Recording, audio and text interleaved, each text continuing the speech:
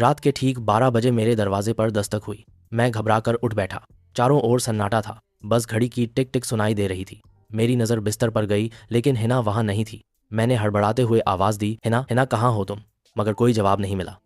मैं घबरा गया। वो बिस्तर से गायब थी और घर के हर कोने में कहीं नज़र नहीं आ रही थी। जैसे ही मैं दरवाजे तक पहुंचा और उसे खोला, सामने मेरा पड़ोसी शब्बीर खड़ा था। उसका चेहरा पसीने से भीगा हुआ था, सांसें तेज चल रही थीं।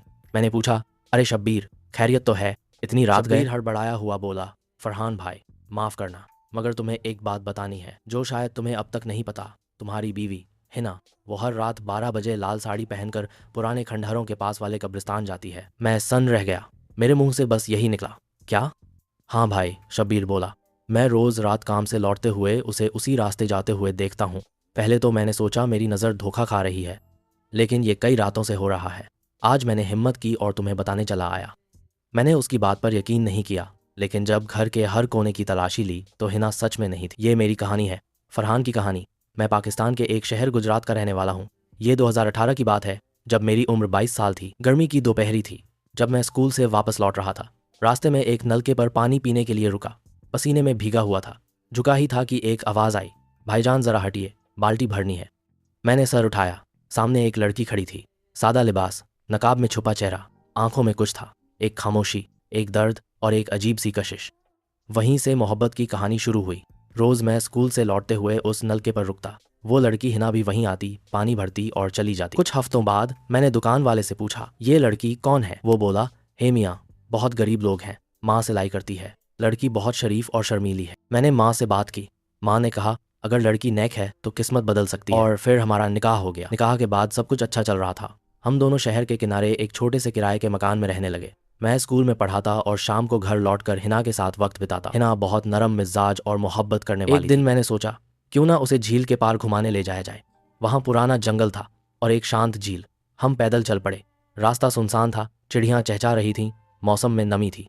लेकिन अचानक झाड़ियों में कुछ हिला। एक सांप निकल कर आया और हिना के पैर पर हमला कर दिया। हिना ज़मीन पर गिर गई। मैंने फ़ौरन उसकी चप्पल उतारी, चादर फाड़ी, उसके जख्म को बांधा और पास की नदी से पानी लाया। दुआओं के साथ मैंने उसके चेहरे पर पानी डाला और अल्लाह से रोते हुए फरियाद की। कुछ देर बाद उसकी आंखें खुलीं। मैंने चैन की सांस ली। लेकिन उस दिन के बाद सब कुछ बदल गया। हिना और भी ज़्यादा मोहब्बत करने लगी थी। हर बात में मेरा ख्याल रखती। लेकिन एक बात खटकने लगी। 3 साल बीत गए थे, मगर हमारे घर में बच्चे की किलकारी नहीं गूंजी। एक दिन मैंने उससे कहा, हिना, मैं परेशान हूँ। हमारी शादी को 3 साल हो गए, लेकिन बच्चा नहीं हुआ। उसका चेहरा पीला पड़ गया, जैसे उसकी रूह कांप गई हो। वो बोली, अगर तुम दूसरी शादी करना चाहो तो कर लो, मुझे कोई ऐतराज़ नहीं। उसकी ये बात तीर की तरह लगी। मैंने मना कर दिया। फिर हम दोनों एक हकीम के पास गए। हकीम ने बताया कि हम दोनों बिल्कुल ठीक हैं, सिर्फ सब्र की ज़रूरत है। हकीम से लौटते वक्त एक बूढ़ी औरत ने हमें रास्ते में रोका और कहा, बेटी, मैं हर रात तुम्हें कब्रिस्तान की तरफ जाते देखती हूँ, सब ठीक तो है? हिना जोर से हंस दी। अम्मा, क्या कह रही हो? मेरा क्या काम कब्रिस्तान में? मैंने भी अम्मा की बात हंसी में उड़ा दी, लेकिन उसके बाद वो बात मेरे दिल में चुभती रही। एक दिन मैंने हिना से कहा, मैं आज काम के सिलसिले में शहर जा रहा हूँ, दोस्त के घर रुकूंगा, रात में दरवाज़ा बंद कर लेना। असल में मैं और शब्बीर उस रात उसका पीछा करने वाले थे। रात 12 बजे हिना घर से निकली, लाल साड़ी, लाल सुर्खी, आंखों में काजल। वो कोई और ही लग रही थी, मेरी बीवी नहीं, एक अजनबी। हमने उसका पीछा किया। वो गुनगुनाती हुई कब्रिस्तान के रास्ते जा रही थी। रास्ते में कुत्ते थे, लेकिन उसके गुजरते ही शांत हो गए। शब्बीर बोला, मैं कहता था ना, ये कोई आम औरत नहीं है। कोई भी औरत हर रोज़ उस भयानक कब्रिस्तान में नहीं जाती।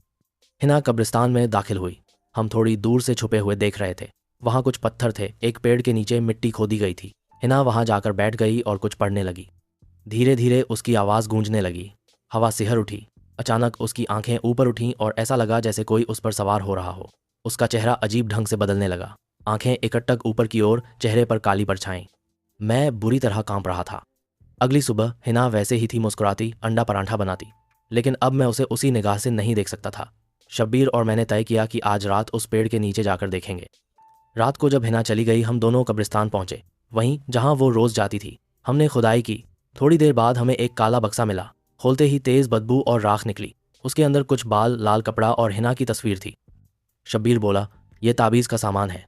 किसी को बांधने, वश में करने या आत्मा को बुलाने के लिए यह सब किया जाता है। मैं पसीना पसीना है।